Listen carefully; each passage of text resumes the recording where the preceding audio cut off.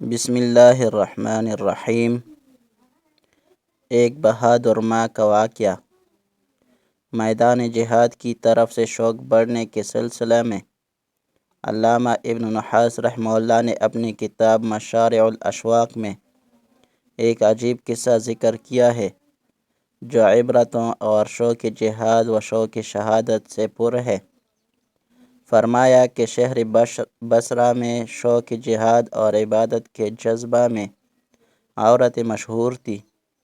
ان میں سے ایک عورت ابراہیم ہاشمیہ بھی تھی۔ دشمن نے اس وقت مسلمانوں کے سرحدات میں سے کسی سرحد پر حملہ کر دیا۔ مسلمانوں کو جہاد پر ابھارنے اور شوق جہاد دلانے کے لیے ایک مہم شروع ہوئی۔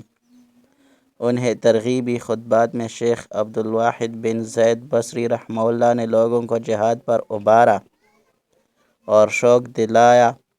اس مجلس وعظ میں ابراہیم بھی حاضر تھی۔ شیخ عبدالواحد نے اپنی تقریر کے دوران مجاہدین اور شہداء کے لیے جنتوں کی نعمتوں میں حوروں کا تذکرہ بھی کیا۔ اس مؤثر تذکرہ میں انہوں نے حوروں کے حسن و جمال، عظمت و کمال پر ایک قصیدہ بھی پڑھا جس سے لوگ جنونی حد تک جذباتی ہو گئے اور مجمع میں شوق شہادت کا ایک زلزلہ برپا ہو گیا۔ مجمع میں ابراہیم کود پڑی اور شیخ عبدالواحد سے کہنے لگی، اے ابو عبید، آپ کو خوب معلوم ہے کہ بصرہ کے بڑے بڑے رئیس میرے بیٹے ابراہیم کو اپنے بیٹیوں کا پیغام نکاح دے چکے ہیں، لیکن میں نے ابراہیم کے لیے کسی پیغام کو قبول نہیں کیا۔ لیکن آپ نے جس لڑکی اور حور کا تذکرہ کیا ہے اس نے تو مجھے تعجب میں ڈال دیا ہے۔ اب میں اپنے بیٹے ابراہیم کی شادی اسی لڑکی سے کراؤں گی، مگر آپ سے درخواست ہے کہ آپ اس کے حسن و جمال اور عظمت و کمال کو ذرا پھر دہرا لیجئے۔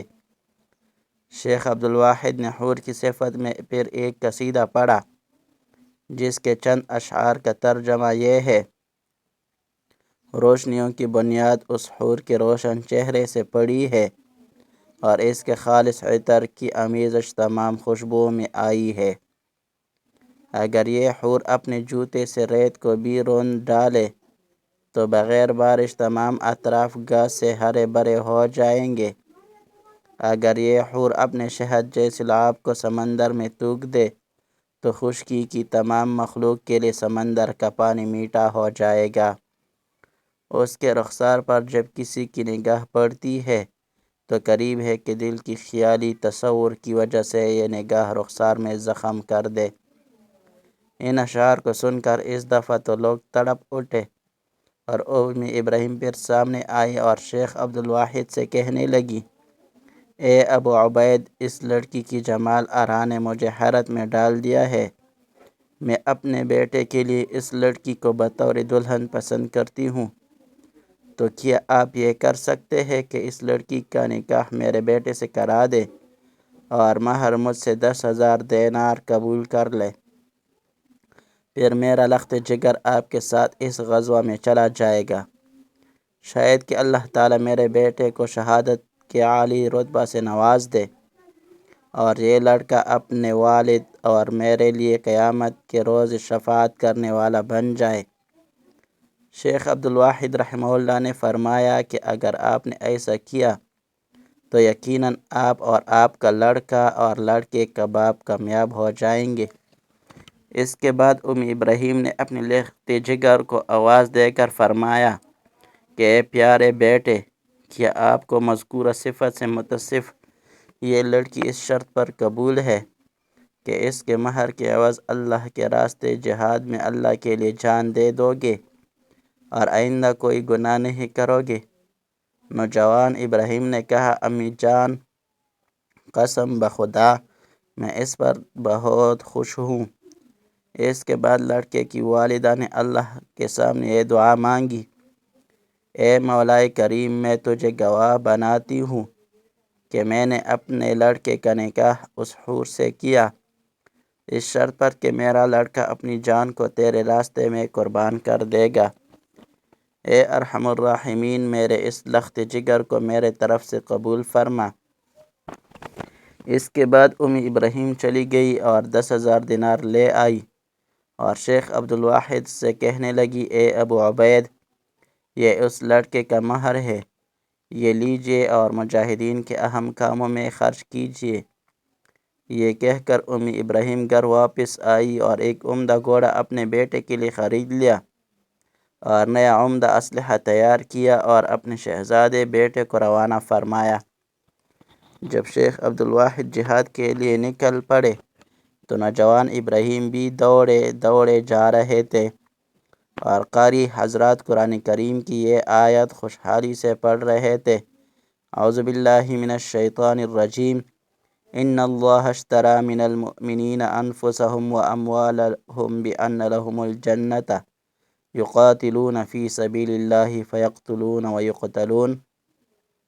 اللہ تعالیٰ نے خرید لی مسلمانوں سے اس کی جان اور اس کا مال اس قیمت پر کہ ان کے لیے جنت ہے، لڑتے ہیں اللہ کی راہ میں اور مارتے ہیں اور مرتے ہیں۔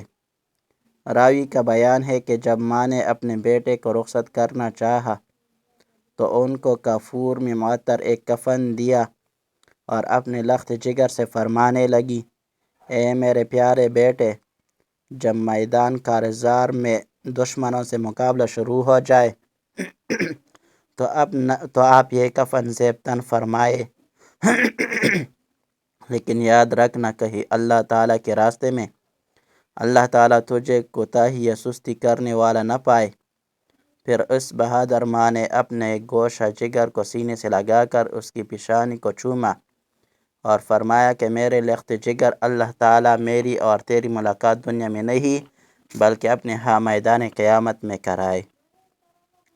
شیخ عبدالواحد فرماتے ہیں کہ جب ہم دشمن کے علاقے میں پہنچ گئے اور عمومی تعارض کا اعلان ہو گیا اور لوگ کھلے میدان میں نکل آئے تو ابراہیم سب سے اگلے مورچہ میں کھڑا تھا۔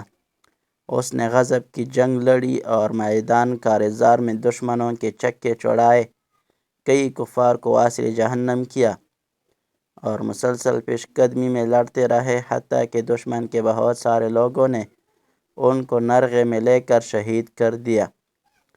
شیخ عبدالواحد فرماتے ہیں کہ جب ہم نے بصرہ واپس آنے کا ارادہ کیا تو میں نے اپنے ساتھیوں سے کہا کہ ابراہیم کی والدہ کو بیٹے کی شہادت کی خبر اس وقت تک مت دو کہ میں خود جا کر اس کی تعزیت کروں اور تسلی دوں، کہیں ایسا نہ ہو کہ وہ بے صبر ہو جائے اور اس کا اجر خراب ہو جائے۔ شیخ فرماتے ہیں کہ جب ہم فاتحین کی حیثیت سے واپس آئے اور بصرہ میں داخل ہونے لگے تو بصرہ کے سارے لوگ ہمارے استقبال کے لیے امنڈ آئے۔ انہیں لوگوں میں ابراہیم کی والدہ بھی آئی۔